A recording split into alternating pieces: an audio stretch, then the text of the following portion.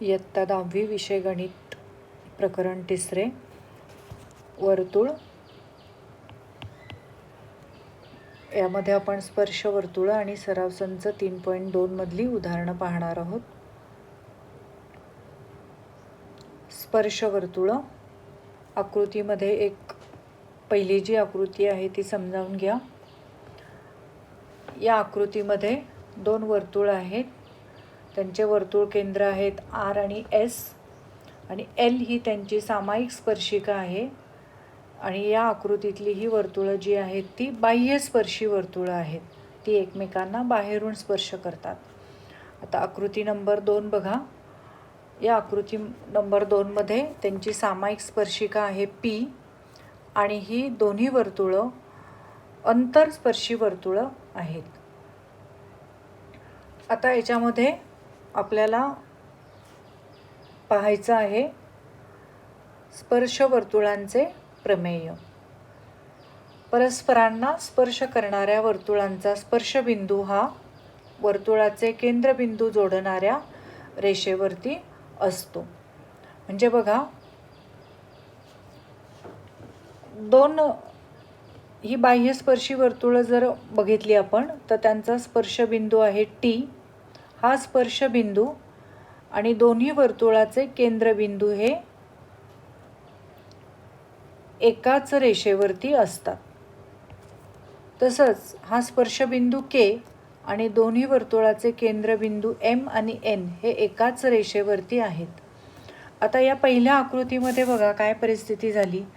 R आणि S यांच्या दरम्यान T हा बिंदू आहे आणि या आकृतीमध्ये काय झालं, N हा बिंदू M आणि K च्या दरम्यान आहे। आता जेव्हा वर्तुळं बाह्यस्पर्शी असतात त्यावेळेला त्यांच्या केंद्रामधलं अंतर, हा केंद्र आहे R आणि याचा केंद्र आहे S। जेव्हा वर्तुळं बाह्यस्पर्शी असतात तेव्हा त्या दोन्ही वर्तुळाच्या केंद्रामधलं अंतर हे त्यांच्या त्रिज्येच्या बेरजे इतकं असतं। ही पहिली त्रिज्या अधिक ही दुसरी त्रिज्या। मग सराव संच 3.2 मध्ये आपल्याला उदाहरण दिलेलं आहे। दुसरं उदाहरण, बाह्यस्पर्शी असलेल्या दोन वर्तुळांच्या त्रिज्या अनुक्रमे 5.5 सेंटीमीटर आणि 4.2 सेंटीमीटर आहेत, तर त्यांच्या केंद्रामधील अंतर किती आहे। वर्तुळं जेव्हा बाह्यस्पर्शी असतात तेव्हा त्यांच्या केंद्रामधलं अंतर हे त्यांच्या त्रिज्येच्या बेरजे इतकं असतं। तर उदाहरण सोडवायचं म्हणजे जी मी आत्ता माहिती सांगितली आहे तिचाच उपयोग करायचा। ही आकृती काढायची। T हा बिंदू R आणि S च्या दरम्यान आहे हे लिहायचं आणि म्हणून अंतर डिस्टन्स RS आपण कसं काढणार, तर R1 अधिक R2 दोन्ही त्रिज्येची बेरीज म्हणजे 5.5 अधिक 4.2 म्हणजे 9.7 सेंटीमीटर एवढं येईल। बाह्यस्पर्शी असले की त्रिज्येच्या बेरजे इतकं। हे गुणधर्म मात्र लिहायचा। जेव्हा वर्तुळं बाह्यस्पर्शी असतात त्यावेळेला त्यांच्या त्रिज्येमधील अंतर हे त्यांच्या वर्तुळ केंद्रातलं अंतर हे त्यांच्या त्रिज्येच्या बेरजे इतकं असतं। तर दुसऱ्या आकृतीवर आधारित दुसरं उदाहरण विचारलेलं आहे आपल्याला। दोन अंतस्पर्शी वर्तुळं आहेत, त्यांच्या त्रिज्या अनुक्रमे 3.5 आहेत आणि 4.8 आहेत, तर त्यांच्या केंद्रामधील अंतर किती। 4.8 याचा अर्थ ती मोठ्या वर्तुळाची त्रिज्या आहे, 3.5 याचा अर्थ ती लहान वर्तुळाची त्रिज्या आहे। जेव्हा वर्तुळं ही अंतरस्पर्शी असतात त्यावेळेला त्यांच्या केंद्रामधील अंतर हे त्यांच्या त्रिज्येच्या फरका एवढं असतं। फरका एवढं म्हणजे वजाबाकी एवढं। मग किती, आता या आकृतीचं जर आपण निरीक्षण केलं तर त्यांच्या केंद्रामधलं अंतर येईल हे MN, म्हणजे MN बरोबर मोठ्या वर्तुळाची त्रिज्या येईल MK, लहान वर्तुळाची त्रिज्या येईल NK, म्हणजे MK वजा NK म्हणजे R2 वजा R1, मोठ्या त्रिज्येतनं लहान त्रिज्या वजा करायची म्हणजे 1.3 सेंटीमीटर। अंतस्पर्शी असले की त्रिज्यांची वजाबाकी, बाह्यस्पर्शी असले की त्रिज्यांची बेरीज, हे लक्षात घ्यायचं आहे। आता या सराव संच 3.2 जर सोडवायचा असेल तर 3च गुणधर्म महत्त्वाचे आहेत. वर्तुळं बाह्यस्पर्शी असतील तर त्रिज्येंची बेरीज, अंतस्पर्शी असतील तर त्रिज्येंची वजाबाकी, आणि हे स्पर्शबिंदू आणि दोन्ही वर्तुळांचे केंद्रबिंदू हे एकाच सरळ रेषेमध्ये असतात. आपण पहिलं आणि दुसरं उदाहरण आत्ता मी तुम्हाला समजावून सांगितलं आहे. तिसरं उदाहरण बघूया. सराव संच 3.2 उदाहरण क्रमांक 3. त्रिज्या 4 सेंटीमीटर आणि 2.8 सेंटीमीटर असणारी बाह्यस्पर्शी आणि अंतरस्पर्शी वर्तुळं काढा.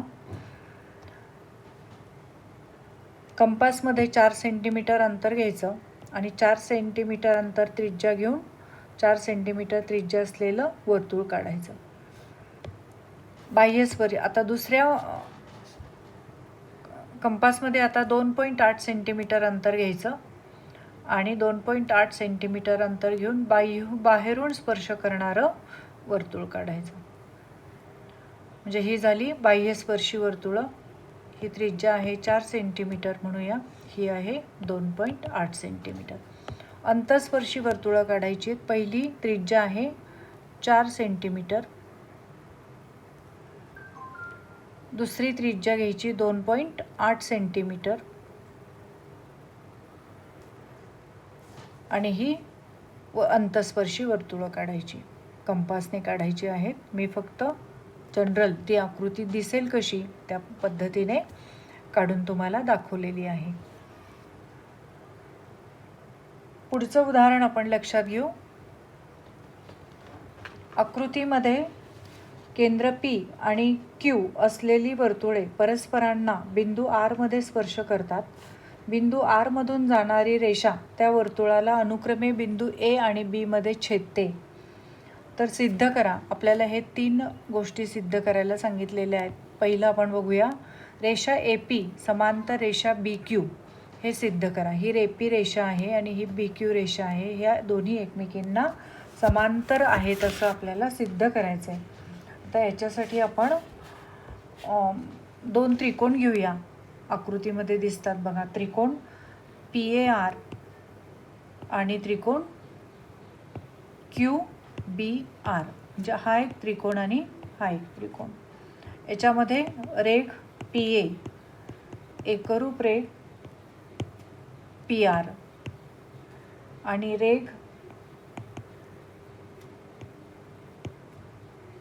QB एकरूप रेघ QR ह्या सगळ्या त्रिज्या आहेत, म्हणजे एकाच वर्तुळाच्या त्रिज्या.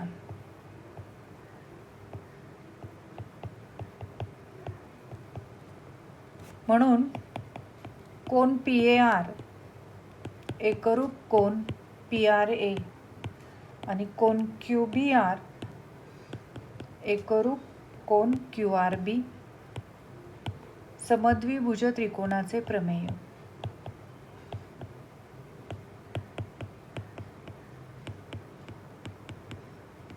हे कसं ते मी एकदा आकृतीत सांगते. एक त्रिकोण सांगते. हा जर त्रिकोण घेतला आपण QRB, हा एवढा त्रिकोण, तर याच्यामध्ये ही बाजू आणि ही बाजू एकाच वर्तुळाच्या त्रिज्या आहेत. याच्यामध्ये ह्या 2 बाजू सारख्या झाल्या म्हणजे हा समद्विभुज त्रिकोण झाला. समद्विभुज त्रिकोण असेल तर त्याचे त्या एकरूप बाजूंच्या समोरचे कोन देखील एकरूप असतात. त्याचप्रमाणे याच्यामध्ये म्हणजे हा समद्विभुज त्रिकोणावरून आपण हे लिहिलेलं आहे. पुढे कोन PRA एकरूप कोन QRB विरुद्ध कोन.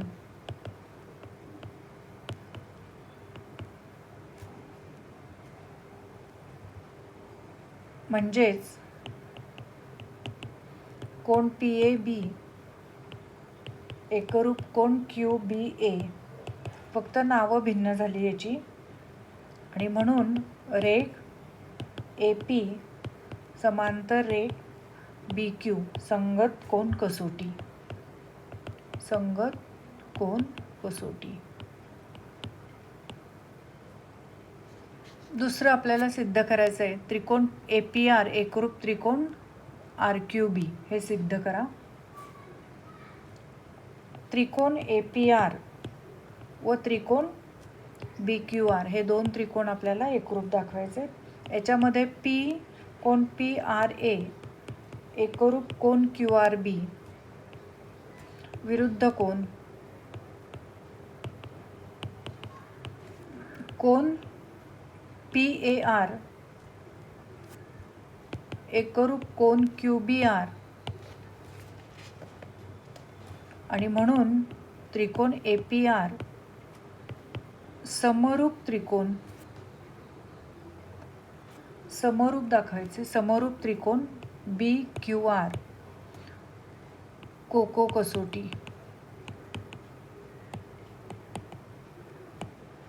आता याच्यामध्ये पुढचं विचारले आपल्याला कोण PARचं माप जर 35 अंश आहे, हा PAR हे माप जर 35 अंश आहे तर कोण RQBचे माप किती.